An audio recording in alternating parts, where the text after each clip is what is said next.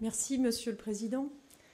Mesdames et Messieurs, j'ai effectivement tenu à être parmi vous ce matin à l'occasion de ce colloque national « Vacances et handicap mental » parce que, d'une certaine façon, votre action, Monsieur le Président, il faut le dire, est essentielle. Ça, vous l'avez dit, mais elle est aussi exemplaire.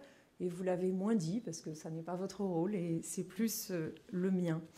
Elle est essentielle parce que, vous avez raison, il existe encore de fortes inégalités d'accès aux vacances pour les personnes en situation de handicap, et en particulier pour celles présentant un handicap mental.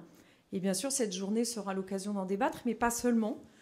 Aussi de valoriser, tout simplement, les initiatives concrètes qui marchent en réalité déjà, et que l'Union française des centres de vacances et de loisirs développe depuis maintenant un certain nombre d'années. Alors, qu'en est-il de l'accès aux vacances de mon point de vue, du point de vue de ce gouvernement? Bien sûr, l'accès aux vacances, aux loisirs, au sport, mais aussi à la culture, ne sont pas secondaires ou facultatifs. Cela fait partie de la pleine citoyenneté des personnes handicapées, et depuis la loi de 2005, c'est un droit.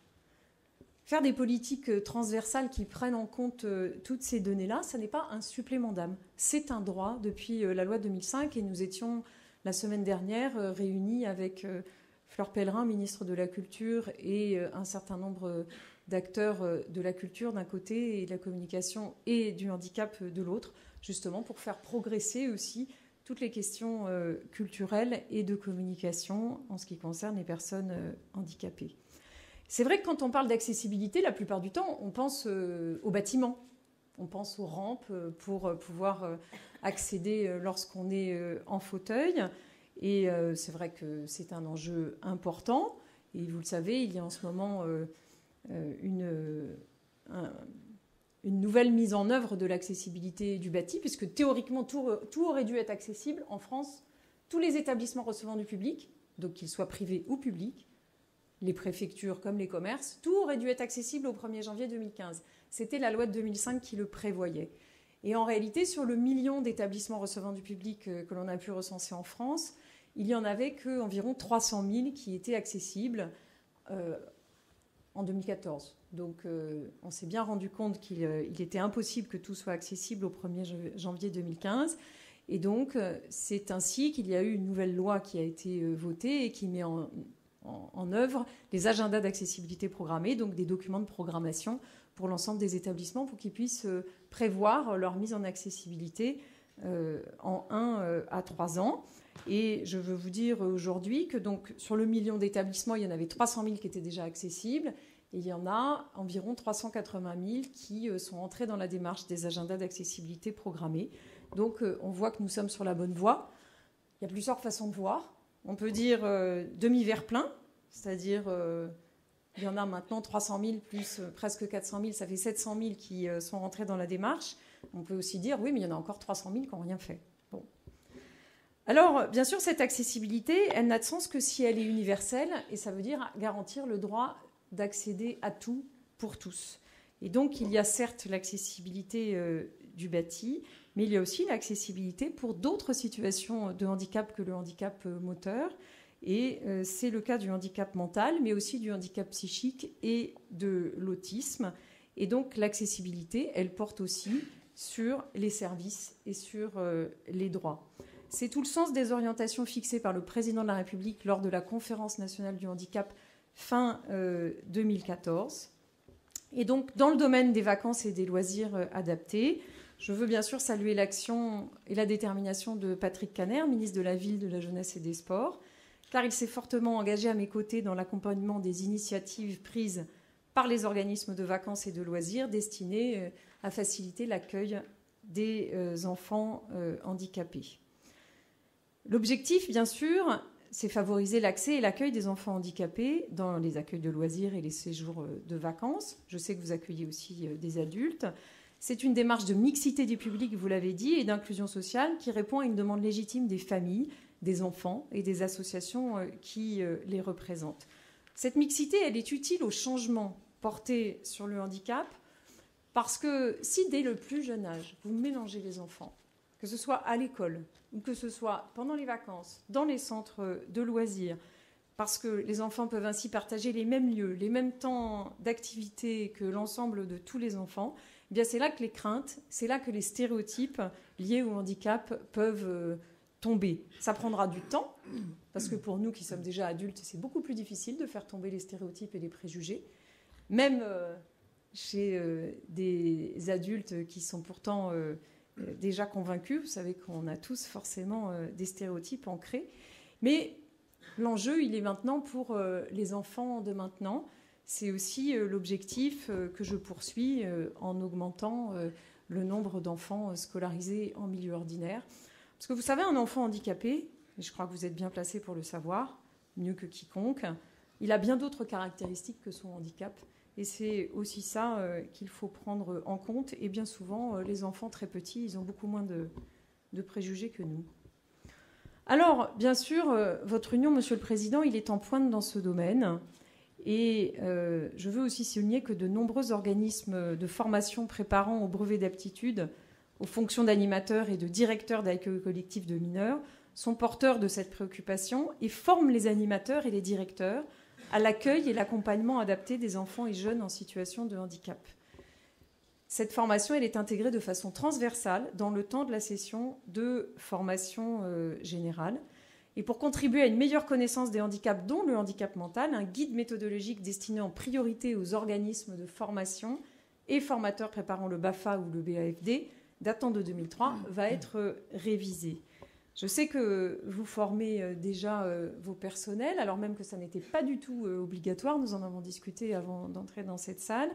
Désormais, donc, depuis l'ordonnance sur l'accessibilité du bâti, il y avait aussi une partie liée à l'accessibilité par la formation de tous les personnels d'accueil. Désormais, donc, tous les personnels qui accueillent, quel que soit le type d'accueil, quel que soit le métier, eh bien, doivent être formés donc, à l'accueil spécifique des personnes handicapées. Je veux dire aussi quelques mots de l'accueil périscolaire, parce que je veux vous rappeler que la Caisse nationale d'allocation familiale mobilise des financements importants permettant aux communes de rendre leurs activités périscolaires accessibles. Et ces crédits peuvent financer aussi la formation des équipes en place et, si nécessaire, l'embauche de personnel qualifié supplémentaire pour permettre cet accueil, notamment, par exemple, un complément de temps d'auxiliaire de vie scolaire pour permettre qu'au-delà de l'école, eh bien, l'auxiliaire de vie scolaire puisse accompagner pendant le temps de loisirs. Bien sûr, ces mesures contribuent à faire du handicap une cause commune. Et c'est bien la façon dont nous procédons et que nous avions annoncé lors du comité interministériel du handicap il y a maintenant plusieurs années. Notre façon de faire est simple. Pour faire vivre l'accessibilité universelle, garantir la participation sociale des personnes handicapées, le handicap, ça ne doit pas être une politique en particulier. Et c'est bien une partie de toutes les politiques publiques. C'est une politique complètement transversale.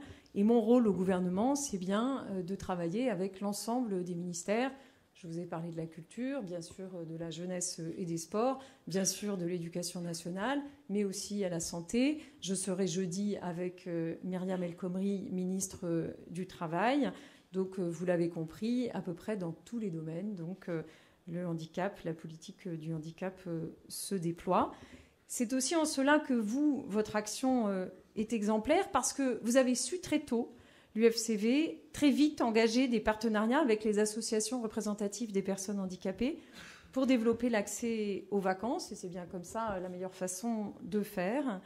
Et dans le domaine du handicap mental, vous coopérez donc avec l'UNA-PEI, mais aussi avec l'association Nous aussi, association de personnes en situation de handicap.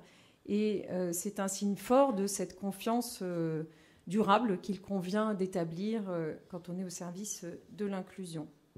Je veux, pour terminer, vous parler d'une dernière chose.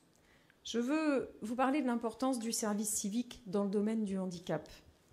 Parce que les volontaires du service civique, ils peuvent très bien jouer ce rôle d'ambassadeur d'accessibilité dans le domaine des vacances et des loisirs. Vous savez que le président de la République a souhaité qu'une moitié d'une classe d'âge ait pu participer au service civique d'ici 2018, ce qui fait 350 000 jeunes. Et bien sûr, je souhaite la mobilisation de tous dans les domaines qui vous concernent. Ces volontaires ont vocation à être auprès des associations représentatives des personnes handicapées pour mener ces actions d'information et de mise en réseau local. Je peux vous dire que, comme vous probablement, je rencontre des jeunes qui sont en service civique et pour certains, ils font des missions de service civique dans le domaine du social, auprès de personnes handicapées, auprès de personnes âgées. Et quand on leur demande finalement ce que ça leur a apporté, tous, mais tous sans exception, alors qu'au départ, ils n'avaient pas spécialement manifesté le souhait de vouloir ensuite travailler auprès de personnes handicapées ou auprès de personnes âgées, tous ressortent de cette expérience changés. Parce que la plupart du temps, pour ces jeunes gens de 20 ans, eh bien, ils découvrent finalement ce que c'est que s'investir au service des autres. Ils découvrent qu'ils peuvent être utiles, ils découvrent qu'ils peuvent rendre heureux les personnes. Et c'est bien souvent ça, en fait, qu'ils nous disent. La plupart des jeunes en service civique, ce qu'ils disent au final, c'est « ça m'a donné confiance en moi ».